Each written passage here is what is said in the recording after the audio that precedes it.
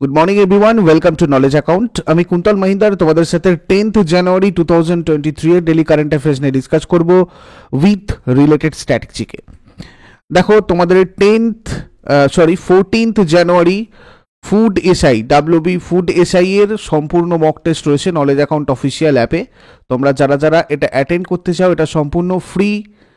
তোমরা যারা অ্যাটেন্ড করতে চাও, আমাদের নলেজ অ্যাকাউন্ট অফিসিয়াল অ্যাপটা ডাউনলোড করে নিজেদের নাম আর মোবাইল নাম্বার দিয়ে ফ্রি রেজিস্টার করে নাও। তোমরা এখান থেকে পেয়ে যাবে নোটিফিকেশান। ডাব্লিউবিপিএসসি ক্লার্কশিপের প্রিলি আর মেন পরীক্ষার ইন্টিগ্রেটেড ব্যাচ তোমাদের চলছে নলেজ অ্যাকাউন্ট অফিসিয়াল অ্যাপে। অধ্যায়ভিত্তিক বিস্তারিত ক্লাস এবং শেষে অধ্যায়ভিত্তিক এমসিকিউ প্রশ্ন। মেন পরীক্ষার কনভেনশনাল রাইটিং প্র্যাকটিস তোমরা এখানে করতে পারবে। তোমাদের লেখা চেক করবেন দীর্ঘদিনের অভিজ্ঞ ও স্পেশালাইজড টিচাররা। এটা লিমিটেড পিরিয়ড অফার রয়েছে, তোমাদের 60% ডিসকাউন্ট। খুব তাড়াতাড়ি এই অফারটা শেষ হতে চলেছে। তো তোমরা যারা এটা জয়েন করতে চাও, এই নাম্বারে যোগাযোগ করে তোমাদের যদি কোনো কোয়ারিজ থাকে জিজ্ঞাসা করে জয়েন করে নিও। ডাব্লিউবি ফুড এসআই ব্যাচেরও 14th জানুয়ারি পর্যন্ত এই অফার রয়েছে। এরপরে এটার প্রাইস ইনক্রিজ হয়ে যাবে। তোমরা চাইলে এটাতে জয়েন করতে পারো। এখানে তোমাদের জিকের ক্লাস সবকটা রয়েছে। ইকোনমি 4-5টা ক্লাস বাদ দিয়ে পুরোপুরি 12-13টা চ্যাপ্টার তোমাদের হয়ে গেছে এখানে। বাদ বাকি অন্যান্য সব জেনারেল স্টাডিজের চ্যাপ্টার এটাতে কমপ্লিট। তোমরা যদি এটাতে জয়েন করতে চাও, এই নাম্বারে যোগাযোগ করে নিও। জেনারেল স্টাডিজ ফাউন্ডেশনের সেকেন্ড ব্যাচ, নতুন ব্যাচ চলছে, নিউ ব্যাচ। তোমরা চাইলে এটাতেও জয়েন করতে পারো। এখানে তোমাদের ইতিহাস, ভূগোল, বিজ্ঞান, অর্থনীতি, সংবিধান, স্ট্র্যাটেজিকে, কম্পিউটার প্রত্যেকটার চ্যাপ্টার ওয়াইজ ক্লাস রয়েছে। এমনকি কম্পিউটারেরও তোমাদের এখানে chapter wise class in details plus তার সাথে সাথে এমসিকিউ, এবং প্রত্যেকটা চ্যাপ্টারের মক টেস্ট তোমাদের আপডেট করে দেওয়া হয়েছে জেনারেল স্টাডিজ ফাউন্ডেশন 1এও এবং 2তেও। তোমরা এগুলো 1 ইয়ার করে ভ্যালিডিটি পাবে। এগুলো one time payment. Special offer এখন চলছে, তোমরা এই নাম্বারে যোগাযোগ করে জয়েন করে নিও।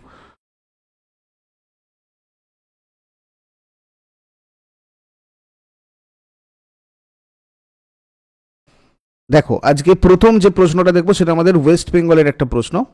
পশ্চিমবঙ্গের মুখ্যমন্ত্রী মমতা বন্দ্যোপাধ্যায় প্রবর্তিত যোগ্যশ্রী প্রকল্পের প্রাথমিক উদ্দেশ্য কি?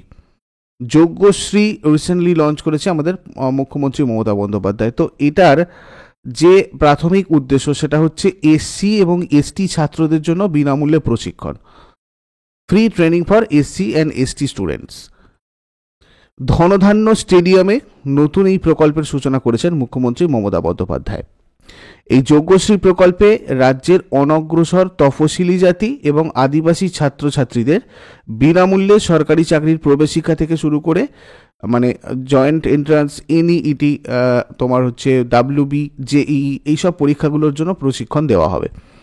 এই প্রকল্পের মাধ্যমে সারা রাজ্য জুড়ে বছরে 46টা সেন্টারে 2500 জন তফসিলি জাতি আর আদিবাসী পড়ুয়ারা প্রশিক্ষণ গ্রহণ করতে পারবে। দেখো, ওয়েস্ট বেঙ্গল রিলেটেড স্ট্র্যাটেজিকে কিছু আমরা একবার দেখে নিই। পশ্চিমবঙ্গের লোকনৃত্য গম্ভীরা, ঢালি, যাত্রা, বাউল, মহল, কীর্তন এগুলো রয়েছে। তোমাদের পশ্চিমবঙ্গ নিয়ে পুরো আলাদা সিরিজ রয়েছে, ওয়েস্ট বেঙ্গল জিকে সিরিজ বলে। যারা ওটা দেখোনি তারা দেখে নাও। প্লে লিস্টের নাম ওয়েস্ট বেঙ্গল জিকে সিরিজ। ঠিক আছে, West Bengal GK series play লিস্টে তোমাদের ওয়েস্ট বেঙ্গলের পুরো topic wise MCQ previous year করানো হয়েছে। প্রায় 10-12টা ক্লাস অলরেডি হয়ে গেছে। যারা ওটা দেখোনি দেখে নেবে, তোমাদের জন্য খুবই এফেক্টিভ। তার কারণ এই প্লেলিস্টটা খুব তাড়াতাড়ি কিন্তু তোমাদের প্রাইভেট করে দেওয়া হবে। এটা প্রিমিয়াম একটা তোমাদের ক্লাস, যেটা ইউটিউবে সম্পূর্ণ ফ্রিতে রয়েছে। ন্যাশনাল পার্ক, এখানে কি রয়েছে? Buxa national park, Gorumara national park, Jaldapara national park, Neora valley national park, Sundarban national park আর সিঙ্গলীলা ন্যাশনাল পার্ক। মুখ্যমন্ত্রী মমতা ব্যানার্জি, রাজ্যপাল সিভি আনন্দ বোস, কলকাতা হাইকোর্টের মুখ্য বিচারপতি টি.এস. শিবজ্ঞানম। আর উপজাতি এখানে যেগুলো দেখা যায় সেগুলো হচ্ছে অসুর, খণ্ড, হাজং, হো, পারহাইয়া, রাভা, সাঁওতাল, সাভার। উৎসব দুর্গাপূজা, নান্দিকার জাতীয় নাট্য উৎসব, এইসব। আর এটা এর উত্তরে মানে ওয়েস্ট বেঙ্গলের যদি আমরা নর্থ দিকে দেখি তাহলে সিকিম রাজ্য রয়েছে, ভুটান দেশ রয়েছে। উত্তর পূর্বে রয়েছে আসাম রাজ্য, পূর্বে বাংলাদেশ, দক্ষিণে বঙ্গোপসাগর আর দক্ষিণ পশ্চিমে ওড়িশা, পশ্চিমে ঝাড়খণ্ড আর বিহার, আর উত্তর পশ্চিমে নেপাল রয়েছে। নেক্সট দেখো, কোন রাজ্যের কাবডাগান্ডা শাল, লাঞ্জিয়া, সৌরা পেন্টিং এইগুলো জিআই ট্যাগ পেয়েছে। এগুলো কোথাকার প্রোডাক্ট? এগুলো হচ্ছে উড়িষ্যার প্রোডাক্ট, যেগুলো রিসেন্টলি জিআই ট্যাগ পেয়েছে। জিআই ট্যাগ নিয়ে তোমাদের একটা অলরেডি ক্লাস করা হয়েছে, তোমরা যারা যারা দেখোনি দেখে নেবে, এই ডেলি কারেন্ট অ্যাফেয়ার্স 2024-এর প্লেলিস্টেই আছে। কেমন? তার সাথে সাথে এগুলো অ্যাড করে নিও তোমরা। সম্প্রতি উড়িষ্যা রাজ্যের 7টা পণ্য জিআই ট্যাগ পেয়েছে। দেখো, এক হচ্ছে তোমার ডোংরিয়া কন্ধের হাতে বোনা কাবডাগান্ডা শাল, 2 হচ্ছে তোমার লাঞ্জিয়া সৌরা পেন্টিং, আর হচ্ছে তোমার কোরাপুট কালাজিরা রাইস, এইটা। এর সাথে সাথে শিমলিপাল কাই চাটনি, নয়াগড় কান্তেই মুন্ডি ব্রিঞ্জাল, এটা এক ধরনের স্পেশাল বেগুন। এছাড়া তোমার উড়িষ্যা খাজুরি গুড়া, আর হচ্ছে তোমার দেনকানাল মাগজি, এগুলো রিসেন্টলি জিআই ট্যাগ পেয়েছে উড়িষ্যার 7টা প্রোডাক্ট।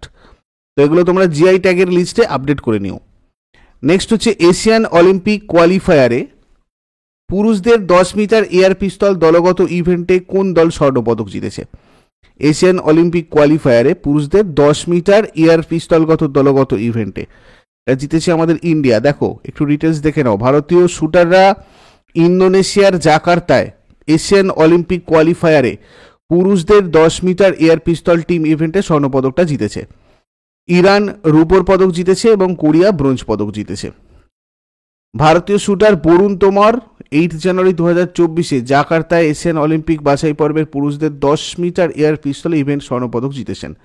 বরুণ তোমর কিন্তু আমাদের আরেকটা এখানে আমরা পেয়ে গেলাম যে বরুণ তোমর কিসের সাথে যুক্ত? ইনি একজন শুটার, শুটিংয়ের সাথে যুক্ত। প্যারিস অলিম্পিক সম্পর্কে একবার দেখে নাও। 2024-এর যে গ্রীষ্মকালীন অলিম্পিক গেমস 26শে জুলাই 2024 থেকে 11ই আগস্ট 2024 পর্যন্ত অনুষ্ঠিত হবে। 2024-এর গ্রীষ্মকালীন অলিম্পিক। তো প্যারিস অলিম্পিক এটা তোমার প্যারিসে হবে, সেই জন্য প্যারিস অলিম্পিক বলা হচ্ছে। এখানে ব্রেক ডান্সিং, স্কেট বোর্ডিং, তারপর তোমার স্পোর্ট ক্লাইম্বিং এবং সার্ফিং, এইসব খেলাগুলো কিন্তু অন্তর্ভুক্ত করা হয়েছে। নেক্সট, কোন কোম্পানি বঙ্গোপসাগরে অবস্থিত কৃষ্ণা গোদাবরী অববাহিকা গভীর সমুদ্র প্রকল্পটি পরিচালিত করছে? এটা করছে অ্যাকচুয়ালি ওএনজিসি, ঠিক আছে, oil and natural gas company. বঙ্গোপসাগরে অবস্থিত কৃষ্ণা গোদাবরী অববাহিকায় গভীর সমুদ্র প্রকল্প পরিচালিত করছে। দেখো, এটা হচ্ছে ওএনজিসির ফ্ল্যাগশিপ ডিপ ওয়াটার প্রকল্প। এটা অ্যাকচুয়ালি ডিপ ওয়াটার স্কিম আমরা বলতে পারি, ঠিক আছে, মানে একদম অনেক তলা থেকে তেল উৎপাদন শুরু করা আর কি। এই প্রকল্পের ফলে বর্তমান জাতীয় তেল উৎপাদন 7% এবং জাতীয় প্রাকৃতিক গ্যাস উৎপাদন 7% বৃদ্ধি পাবে, যেটা আমাদের ভারতের জন্য খুবই গুরুত্বপূর্ণ একটা জিনিস। Oil and natural gas corporation limited প্রতিষ্ঠিত হয়েছিল কত সালে? 1956-এ। ভেরি ভেরি ইম্পর্টেন্ট, তোমাদের জন্য ছোট্ট হোমওয়ার্ক থাকলো। এটা আমাদের কোন 5 ইয়ার প্ল্যানে হয়েছিল? তোমরা সেটা আমাকে কমেন্ট বক্সে জানাবে। 1956-এ তখন কোন 5 ইয়ার প্ল্যান চলছিল? সদর দপ্তর কোথায়? নিউ দিল্লি। ভারতের নিউ দিল্লিতে রয়েছে ওএনজিসি সদর দপ্তর। চেয়ারম্যান আর chief executive officer Arun Kumar Singh. Godavari আর কৃষ্ণা বদ্বীপ অঞ্চলের মধ্যবর্তী হ্রদের নাম কি? কোল্লেরু হ্রদ। খুব ইম্পর্টেন্ট কিছু এখানে স্ট্র্যাটেজিকে তোমাদের রেখেছি, যেগুলো তোমরা প্রায়শই বিভিন্ন কম্পিটিটিভ এক্সামে দেখতে পারবে। কোল্লেরু অন্ধ্রপ্রদেশে অবস্থিত একটা স্বাদু জলের হ্রদ, ঠিক আছে। কোলেটিকোটা দ্বীপটা অন্ধ্রপ্রদেশ রাজ্যে রয়েছে। এটা কোল্লেরু হ্রদের প্রাণকেন্দ্র হিসাবে পরিচিত, আর এটা এশিয়ার বৃহত্তম অগভীর স্বাদু জলের হ্রদ। এটা 245 বর্গ কিলোমিটার জুড়ে রয়েছে। এটা আন্তর্জাতিক পর্যায়ের জলাভূমি হিসাবে রামসার সম্মেলনের আওতাতেও এসেছে। 2002 সালে নভেম্বর মাসে এটা রামসার সাইটের স্ট্যাটাস পায়। শীতকালে সাইবেরিয়ান ক্রেন, আইবি, সার্সের মতো অনেক পরিযায়ী পাখি হ্রদে আছে। আর 1999 সালে নভেম্বর মাসে এটাকে বন্যপ্রাণী অভয়ারণ্য হিসেবে ঘোষণা করা হয়েছিল। নেক্সট, পুরুষ বিভাগে 2023 ফাইড ওয়ার্ল্ড র্যাপিড চ্যাম্পিয়নশিপ জিতেছেন কোন দেশের দাবা খেলোয়াড়? ম্যাগনাস কার্লসেন কোথাকার? নরওয়ের দাবা player. Very very important, Magnus Carlsen খুব বিখ্যাত একজন প্লেয়ার। 2023-এর ফাইড ওয়ার্ল্ড র্যাপিড চ্যাম্পিয়নশিপ জিতেছেন ইনি। মহিলা বিভাগে জিতেছেন আনাস্তাসিয়া বোদনারুক, ইনি জিতেছেন ফিমেল ক্যাটাগরিতে। নেক্সট হচ্ছে national asset reconstruction company NARCL এর ব্যবস্থাপনা পরিচালক বা ম্যানেজিং ডিরেক্টর হিসাবে কাকে নিযুক্ত করা হয়েছে?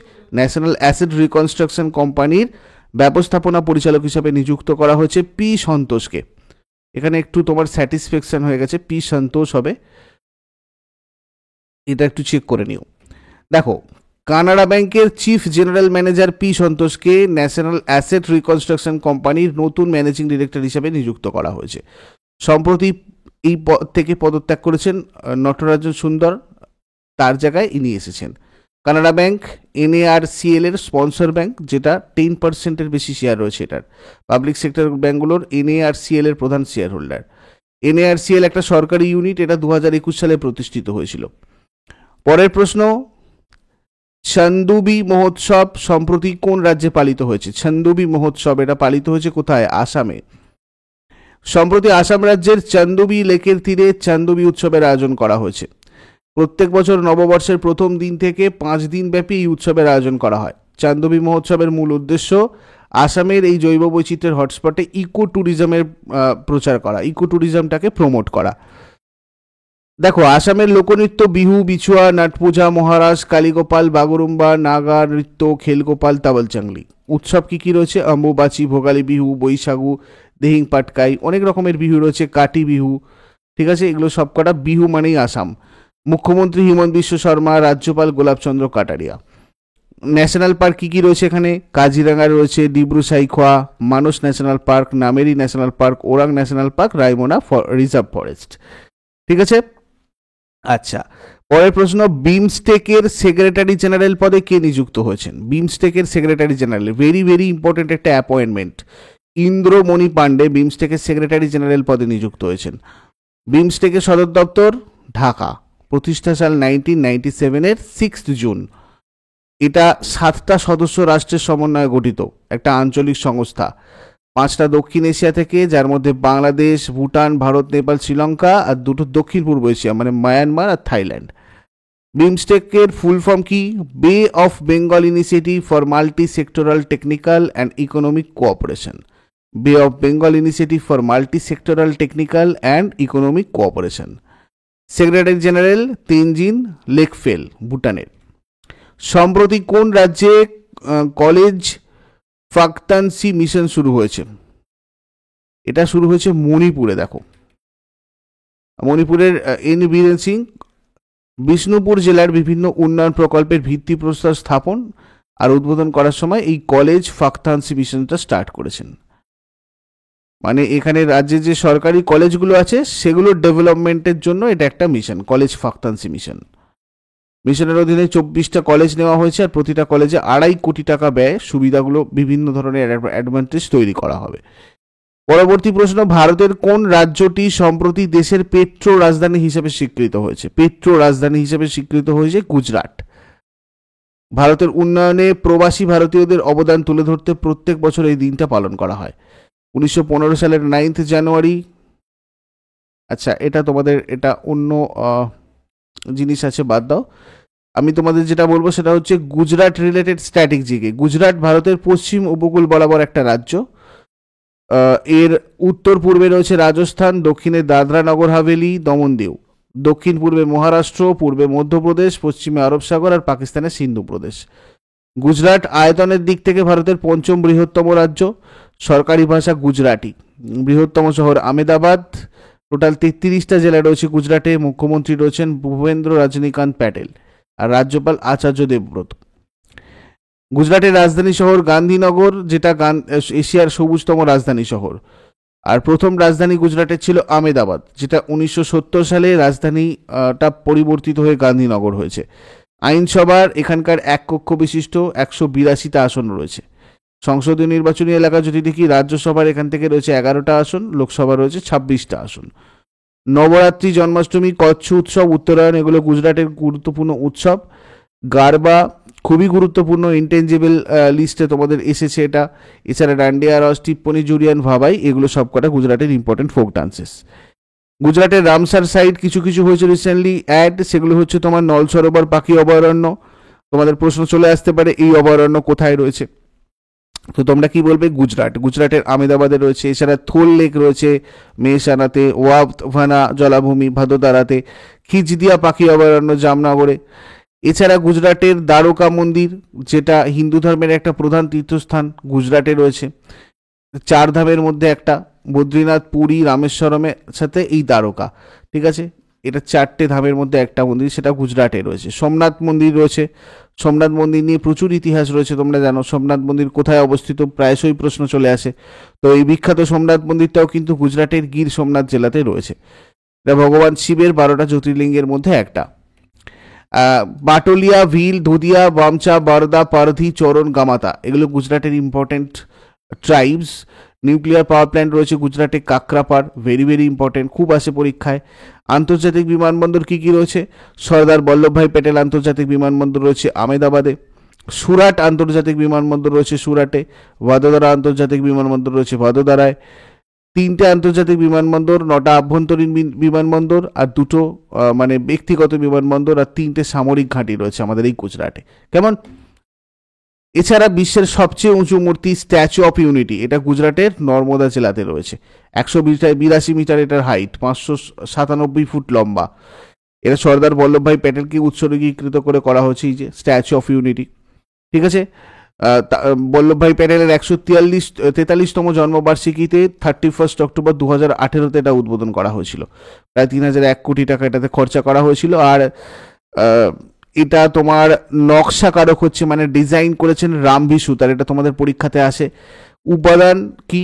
এটাতে চাঙ্গা কংক্রিট, ব্রোঞ্জ, কাঠামোবদ্ধ ইস্পাত, এগুলো দিয়ে এই মূর্তিটা তৈরি করা হয়েছে। দীর্ঘতম উপকূল রেখা যদি দেখি, সেটাও কিন্তু রয়েছে এই গুজরাটের। ভারতের সমস্ত রাজ্যের মধ্যে, কেন্দ্রশাসিত অঞ্চলগুলো ছাড়া আর কি, যদি দেখি তাহলে সমস্ত রাজ্যের মধ্যে গুজরাটে দীর্ঘতম উপকূল রেখা রয়েছে। আরব সাগরের এই রাজ্যটা প্রায় 1600 কিলোমিটার উপকূল রেখা রয়েছে। গুজরাটের বৃহত্তম জেলা কচ্ছ, এটা আয়তনে প্রায় 45,674 বর্গ কিলোমিটার। এটা কচ্ছের রনের জন্য বিখ্যাত এবং বিশ্বের বৃহত্তম লবণ মরুভূমির মধ্যে একটা। এছাড়া সব থেকে বড় স্টেডিয়ামও রয়েছে গুজরাটে, নরেন্দ্র মোদী স্টেডিয়াম, যেটা গুজরাটের আহমেদাবাদে রয়েছে। 1,32,000 লোক একসাথে বসে খেলা দেখতে পারে এটাতে। বৃহত্তম ক্রিকেট স্টেডিয়াম এটা বিশ্বের, ঠিক আছে। এরপরে চলে আসবো আগের দিনের হোমওয়ার্ক। দেখো, ভারতের রাষ্ট্রপতিকে শপথ বাক্য কে পাঠ করান? এর উত্তর আমাদের হয়ে যাবে প্রধান বিচারপতি। ভারতের সবচেয়ে বেশি জনসংখ্যাযুক্ত রাজ্য কোনটা? উত্তরপ্রদেশ। আর আজকে তোমাদের জন্য প্রশ্ন থাকবে, সূর্য সিদ্ধান্ত গ্রন্থটি কে রচনা করেন? আব্রাহাম লিঙ্কন কোন দেশের প্রেসিডেন্ট ছিলেন? আজকে 10টার সময় 10 AM তোমাদের আমি গ্রন্থ এবং গ্রন্থাগার, ঠিক আছে, যেগুলো তোমাদের পিএসসি মিসলেনিয়াসে আসে, সেইটা পুরো একদম পিএসসির প্রিভিয়াস ইয়ারগুলো এখানে করাবো। তো 10টার ক্লাসটা তোমরা যারা যারা টেলিগ্রামে জয়েন করো নি, টেলিগ্রামটা জয়েন করে নাও, ওখান থেকে নোটিফিকেশান পেয়ে যাবে। বা যারা নতুন আছো, একটু বেল আইকন প্রেস করে টেলিগ্রাম মানে অল ক্লিক করে রাখো, তাহলে তোমরা 10টার ক্লাসটার নোটিফিকেশান পেয়ে যাবে। আদারওয়াইজ 10টার সময় দেখো শিডিউল করা থাকবে, এটা অবশ্যই তোমরা দেখে নেবে। এটা পিএসসি মিসলেনিয়াস বা ফুড এসআইয়ের জন্য খুবই ইম্পর্টেন্ট। এরপরে আমরা 9 জানুয়ারি 2023-এর কারেন্ট অ্যাফেয়ার্সগুলো রিভাইজ করব। দেখো কী কী প্রশ্ন ছিল আগের দিন আমাদের। কোন রাজ্যের লাল পিঁপড়ের চাটনি জিআই ট্যাগের তকমা পেয়েছে? লাল পিঁপড়ের চাটনি রিসেন্টলি জিআই ট্যাগের তকমা পেয়েছে, এটা উড়িষ্যার একটা প্রোডাক্ট। কোন দেশ আনুষ্ঠানিকভাবে তুষার চিতাবাঘকে তার জাতীয় প্রতীক হিসাবে ঘোষণা করেছে? কিরগিজস্তান।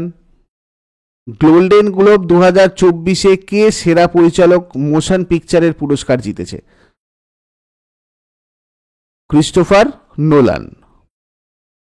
কোন বন্যপ্রাণী অভয়ারণ্য সম্প্রতি স্বদেশ দর্শন 2.0 প্রকল্পে অন্তর্ভুক্ত হয়েছে? দেবীগড় বন্যপ্রাণী অভয়ারণ্য। হিমাচল প্রদেশের মুখ্যমন্ত্রী কোন শহরে 5 দিনের শীতকালীন কার্নিভালের উদ্বোধন করেছেন? মানালি। আদানি পোর্টস এর নতুন চিফ এক্সিকিউটিভ অফিসার হিসেবে কাকে নিযুক্ত করা হয়েছে? অশ্বিনী গুপ্তা। 2024 সালের বাংলাদেশের সাধারণ নির্বাচনে কোন দল সংখ্যাগরিষ্ঠ হয়েছে? আওয়ামী লীগ। অমৃত হেরিটেজ ক্যাপাসিটি বিল্ডিং প্রকল্পের অধীনে কোন হ্রদের উপর প্রশিক্ষণের আয়োজন করা হয়েছে? চিল্কা হ্রদ।